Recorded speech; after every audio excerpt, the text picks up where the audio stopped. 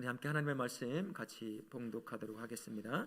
창세기 1장 26절과 27절 그리고 2장 7절 말씀 같이 한 목소리로 같이 읽도록 하겠습니다. 우리 서로를 향해서 인사합니다. 예수님 때문에 행복하세요 라고 인사하겠습니다. 예수님 때문에 언제나 행복하세요. 예수님 때문에 언제나 행복하실 수 있기를 바랍니다. 하나님은 성경을 통해서 아담을 모든 인류의 시초 처음으로 딱 소개하며 우리에게 알려주고 있죠.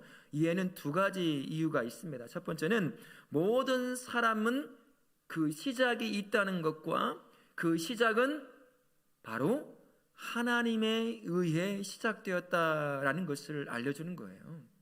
여러분, 아담에게 가족 배경이 있을까요? 가족 배경 없습니다.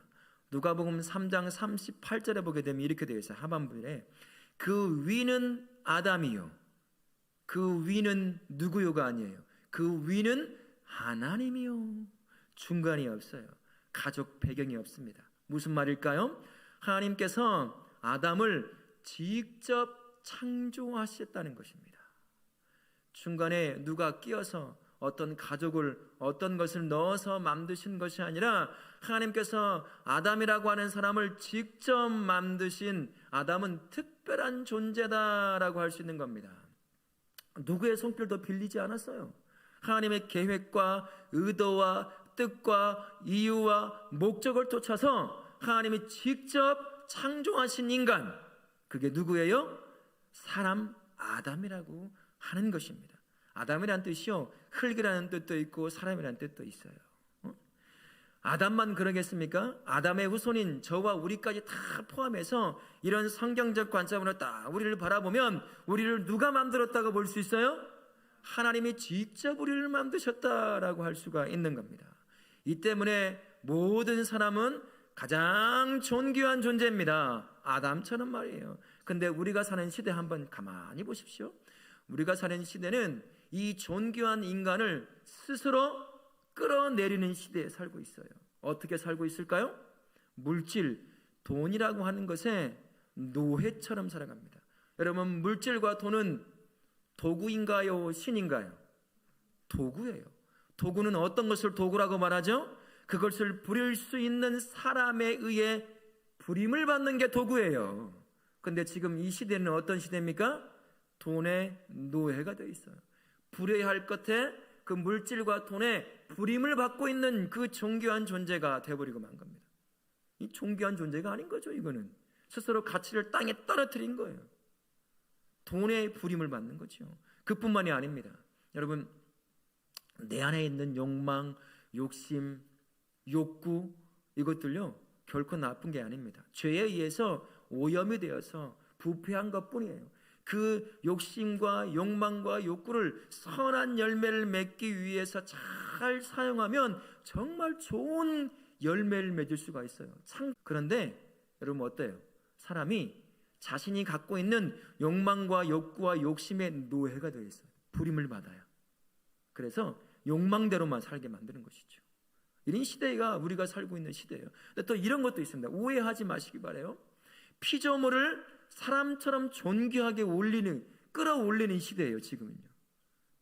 물질도 마찬가지고. 여러분 오해하지 마셔요. 혹시 반려견 키우는 분 있습니까?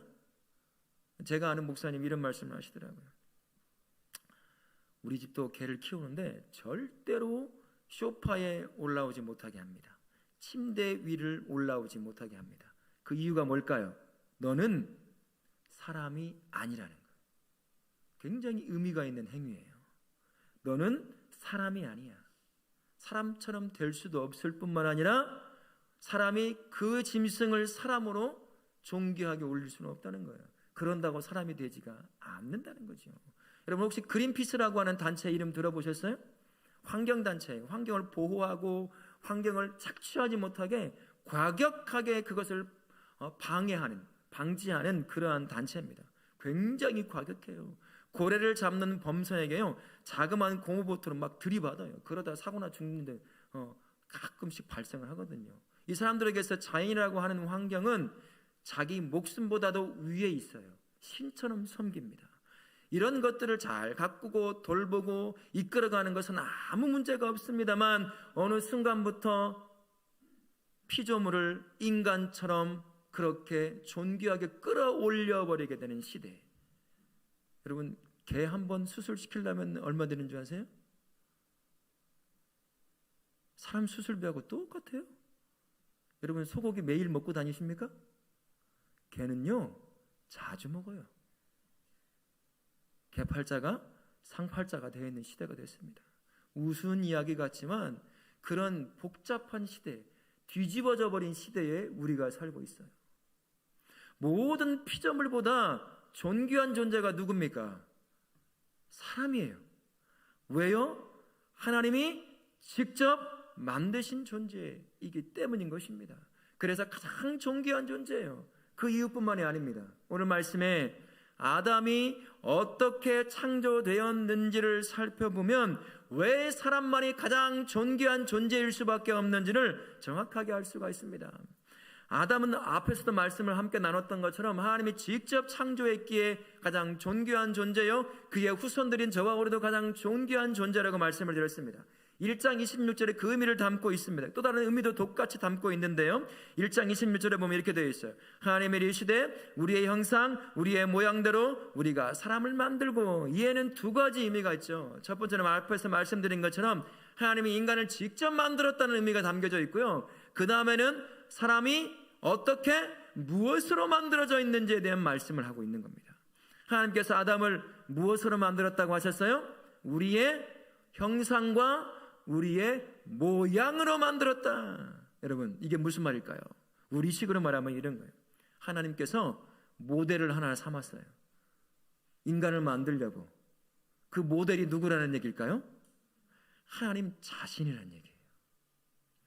하나님 자신을 모델로 해서 만들어진 존재, 이 온 우주에 누구만 유일할까요? 사람만이 유일한 존재입니다. 그래서 존귀할 수밖에 없는 거예요. 그 어떤 짐승과 그 어떤 피조물과 비교할 수가 없어요. 그런데 이 시대를 보십시오. 이 존귀한 존재를 스스로 끌어내려요. 존귀치 못한 존재를 존귀한 존재처럼 끌어올려서 스스로가 가치가 없는 존재로 살아가는 시대에 지금 우리가 그런 시대에 살고 있어요. 그러나 하나님은 말씀하십니다. 너는 나를 모델로 만든 유일무이한 존재, 가장 존귀한 존재라고 말씀하고 있습니다. 우리의 모델이 살아계신 하나님이라는 것이죠. 그래서요, 우리의 모델은요 하나님이시기 때문에 우리의 전인적인 모든 것들이 하나님의 성품을 담고 있는 거예요. 심지어 이 모양까지도. 이 말을 오해하지 마십시오. 하나님은 우리의 인간 같은 모양을 갖고 있다는 의미가 아니에요. 이 모양조차도 하나님의 성품을 반영시킨 거라는 것입니다. 이만큼 우리가 존귀한 존재예요. 여러분, 하나님의 형상, 하나님의 모양이라는 의미가 어떤 걸까요? 어려울 것도 없습니다. 이런 거예요. 사람은 하나님과 비슷하다는 겁니다. 사람은 하나님을 닮았다라는 의미를 담고 있어요. 그래서 하나님은 사람을 자신의 형상과 모양으로 만들었다고 하셨는데 그 의미가 뭐냐면 조금 전에 말씀을 드린 것처럼 우리의 모든 전인이 하나님의 성품을 그대로 반영해 놓은 것이다 라고 얘기하는 거예요. 시편 8편 5절에서는 이걸 이렇게 말씀하고 있습니다. 우리 같이 한번 읽어볼까요? 그럴 하나님보다 영화와 존귀로 관을 씌우셨나이다. 사람을요 하나님 자신보다 조금 못해. 이 표현이 어떻게 우리말로 사람의 말로 표현할 수 없기 때문에 이렇게 만들어 놓은 거예요. 사람보다 조금 못하게 만들어 놓으셨는데 그 뒤에 설명하기를 뭐라고요? 영화와 존귀의 관을 씌워놨다는 거죠. 영화는요 영적인 존재를 의미할 때 쓰는 거예요. 하나님께서 우리를 그렇게 만드셨다는 것입니다. 이를 두고 시편 85편 82편 유저는 더 한 발자국 나가요. 우리를 어떻게 부르시냐면 같이 한번 읽어볼까요? 내가 말하기를 이야, 뭐라고 말씀하셔요? 우리를 신들이래요. 그 다음에 설명하기를 뭐라고요?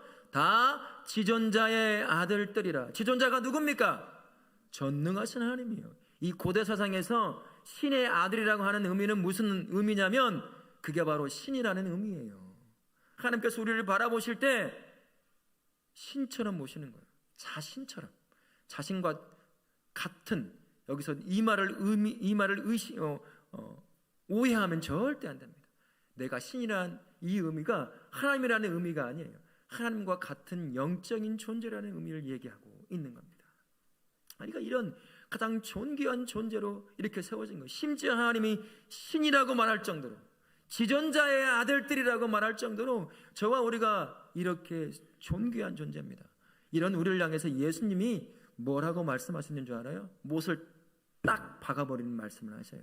요한복음 10장 34절과 35절 말씀 같이 한번 읽어보겠습니다. 시작. 예수께서 이르시되 성경은 배하지 못하나니 하나님의 말씀을 받은 사람들을 뭐라고 하셨다고요? 신이라 하셨거든. 할렐루야. 저와 우리가 바로 이런 존재예요. 이래서 우리는 존귀할 수밖에 없는 존재입니다. 너무나 당연한 말씀이에요. 우리가 창조된 모델이 누구죠? 전능하신 하나님이에요. 그분의 형상과 그분의 모양으로 만들어졌기에 하나님이 보셨을 때는 자기와 비슷한 존재, 자기와 같은 존재처럼 보여지기 시작하는 거죠.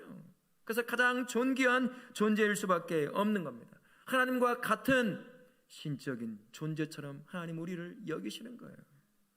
그래서요, 옆에 있고 뒤에 있고 앞에 있는 우리 지체를 함부로 대할 수가 없는 거예요. 그래서 한번 보세요. 옆에 왼수 같은 사람이 있습니까? 싫어하는 사람이 있습니까? 그건 내 감정이에요. 내 생각일 뿐인 거예요. 내 생각과 내 감정과 내 경험은 중요치가 않습니다. 옆에 앞뒤에 있는 지체가 어떤 지체이건 있는 그 자체로 하나님의 형상과 모양으로 만들어진 가장 유일무이한 존귀한 존재라는 것입니다. 하나님이 그렇게 인정해 주셔요. 내 감정, 내 생각 절대 중요하지 않습니다. 우리를 그렇게 보시는 거예요. 그래서 우리가 존귀한 존재일 수밖에 없다는 것입니다. 심지어 예수님께서도 우리가 얼마나 존귀한 존재인지를 직접 증명해 주셨습니다. 인간의 몸을 입고 이 땅에 내려오셨죠. 우리가 지어야 될 모든 죄의 짐을 다 지시고 십자가에서 못 박혀 죽으셨어요. 나를 대신해서. 그리고 사망 권세를 이기시고 부활하셨습니다. 그래서 내가 너를 얼마나 존귀한 존재로 여기는지를 전능하신 하나님이신 신이신 예수 그리스도가 인간의 몸을 입고 이 땅에 오셔서 나를 구원함으로 말미암아 내가 얼마나 존귀한 존재인지를 증명해내신 거예요. 내가 너를 바라보는 눈이 이거야. 내가 너를 품고 있는 마음이 이런 마음이야 라고 우리에게 말씀해 주고 있는 겁니다. 얼마나 존귀하면 자신이 인간의 몸을 입고 이 땅에 내려와서 그 죄덩어리밖에 안 되는 인간을 위해서 십자가의 몸을 죽으시겠어요. 얼마나 존귀하고 아까운 존재이면. 그게 바로 우리라는 사실입니다. 여기에 한 가지 더 말씀을 드리면요, 하나님을 모델로 삼아 우리를 창조하셔서 우리가 존귀한 것이지만 우리를 위해서 대신 죽으시고 부활하셔서 우리를 구원하셨기 때문에 우리가 존귀한 존재이지만 거기에 더해서 이 자그마한 인생 안에 전능하신 삼위의 하나님이 동행해 주신다는 거예요. 얼마나 존귀하면, 얼마나 사랑스러우면 그 전능하신 하나님이 이 자그마한 몸 안에 삼위의 전능하신 하나님이 나와 동행해 주시겠어요? 우리가 존귀치 않다면 하나님이 그럴 이유가 있겠습니까? 전혀 그렇지 않죠. 우리가 얼마나 존귀한 존재이면 하나님이 그렇게 하시겠습니까? 그래서 마태복음 1장 23절에 이렇게 예수님의 오심을 이야기하는 겁니다. 우리 같이 한번 읽어볼까요? 아들을 낳으리니 하나님이 우리와 함께 계시다 함이라. 아멘. 그래서요, 우리 모든 사람은 그가 누구든 하나님의 형상으로 만들어져 그리고 모양으로 만들어졌던 그 이유 하나만 가지고도 모두가 다 가장 존귀한 존재이기에 내 옆에, 내 앞에, 내 뒤에 있는 그 누구든 함부로 말하고 함부로 대할 수가 없는 것입니다. 여기 한 가지 더요. 여러분 스스로를 어떻게 여기고 계십니까? 내가 남들보다 못났다고? 내가 남들보다 못 가졌다고? 내가 남들보다 못생겼다고? 여러분 스스로를 깔아내리는 것, 그건 절대로 있어서는 안 되는 이야기예요. 하나님은 나를 어떻게 바라보는지에 대해서 정확하게 알고 있다고 한다면 내 자신을 존중할 수 있어야 됩니다. 하나님은 나를 존귀한 존재로 여기고 계셔요. 그런데 어떻게 함부로 나 자신을 아무것도 아닌 존재처럼 여길 수가 있겠습니까? 우리 모든 다울학교 성도님들은 다른 형제와 자매들 그리고 사람들을 모두 다 존귀한 존재로 여기실 뿐만 아니라 스스로도 존귀한 존재라는 사실을 기억하며 사실 수 있기를 바라겠습니다. 아멘. 여기에 결코 잊어서는 안 될 또 하나의 진리가 더 있습니다. 창세기 2장 7절 말씀이죠.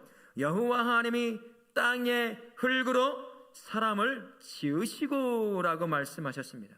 사람은 하나님의 형상과 모양으로 창조되었지만 흙으로 된 몸을 갖게 하셨다라는 겁니다. 이게 무슨 말일까요? 영적인 존재이지만요, 피조물 중에 하나인 흙을 통해서 몸을 만들어 그 영혼이 그 몸 안에 거하게 만들어 주셨다라는 의미거든요. 사람이 가장 존귀한 존재지만 피조물 중에 하나인 흙으로 된 그 몸 안에 딱 거함으로 말미암아 사람 스스로 피조물 중에 극한 한계를 가진 존재라는 사실을 기억하게 만들기를 원하시는 거예요. 여러분, 에덴 동산 중앙에 뭐가 있었습니까? 선악과예요. 따먹어야 되는 겁니까? 못 따먹어야 되는 겁니까? 못 따먹어요. 그걸 바라보면서 전능하신 하나님을 기억해내는 거예요. 나는 피조물이라는 사실을, 넘을 수 없는 그 안에 간격이 있다는 거예요. 이것이 주는 의미는 바로 이겁니다. 전능하신 창조자이신 하나님과 그의 피조물인 인간, 비록 영적인 존재라 할지라도 결코 피조물은 하나님이 될 수 없다. 넘을 수 없는 강이 있고 넘을 수 없는 선이 있고 넘을 수 없는 차이가 있다는 것을 기억하며 새기며 살라고 우리에게 영인 우리에게 몸을 주신 것이죠. 여러분, 아담 한번 보세요. 아담은요, 영적인 존재입니다. 그리고 분명한 한계를 가진 몸을 가지고 있었던 사람, 그 사람이 바로 아담이에요. 이 사실을 기억하고 새기고 살아야 했습니다. 하지만 어떻죠, 아담이요? 어느 날 자기가 가지고 있는 몸의 한계를 가진 피조물이라는 사실을 망각해버렸어요. 그리고 스스로 하나님이 되려고 했습니다. 그래서 어떻게 됐습니까? 완전히 타락해버렸어요. 부패해버렸습니다. 몸을 가진 모든 피조물이 하나님이 되려고 하는 그 순간 똑같은 결과를 맞게 돼 있어요. 어떤 결과겠습니까?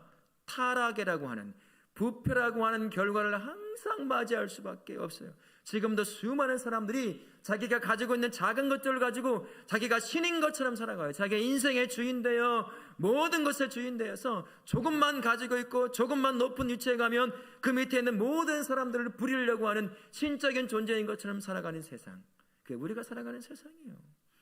하나님께서 몸을 주셨다는 것을 잊어버리는 그 순간 우리는 타락과 부패를 겪을 수밖에 없다라는 것입니다. 사람은 아무리 영적인 존재라도요, 극한 분명한 한계를 가지고 있는 몸을 갖고 있다는 사실을 꼭 기억하며 살아야 하는 겁니다. 하나님께서 몸을 통해서 영적인 존재이지만 사람은 언제나 하나님이 될 수 없다는 사실, 넘을 수 없는 강이 있다는 사실을 기억하게 만들었다는 걸 꼭 기억하십시오. 여기에 오해하시면 안 됩니다. 우리에게 몸이 있다는 것이 우리를 속박시키기 위한 그런 도구가 아니에요. 아담을 보세요. 영적인 존재임과 동시에 몸을 가지고 있는 존재였어요. 그가 창조의 마지막을 장식하는 것을 볼 수 있거든요. 이름을 지어냈어요. 하나님께서 그에게만 영적인 존재이며 몸을 가지고 있는, 한계를 갖고 있는 그 피조물에게 창조의 마지막을 딱 마무리하게 하시고 그 에덴의 동산을 돌보게 하셨습니다. 이게 바로 하나님이 우리에게, 영적인 존재인 우리에게 몸을 주신 이유입니다. 하나님께서 우리에게 주신 삶의 그 자리에서 우리로 하여금 그 삶의 창조의, 또 다른 창조의 역사를 감당하게 만드시려고 영적인 존재임과 동시에 우리에게 몸을 주신 거예요. 사람만이 영적인 존재요, 몸을 갖고 있는 존재입니다. 그 외의 모든 피조물들은요, 전적으로 하나님의 역사에 전인적으로 동참할 수가 없어요. 왜 그럴까요? 그들은, 그 다른 피조물들은 영혼이 없습니다. 그냥 물질적인 피조물일 뿐인 거죠. 그러나 사람은 달라요. 사람은 영적인 존재임과 동시에 몸을 가지고 있어요. 그 특권이라고 하는 은혜를 누리며 살 수가 있다는 것입니다.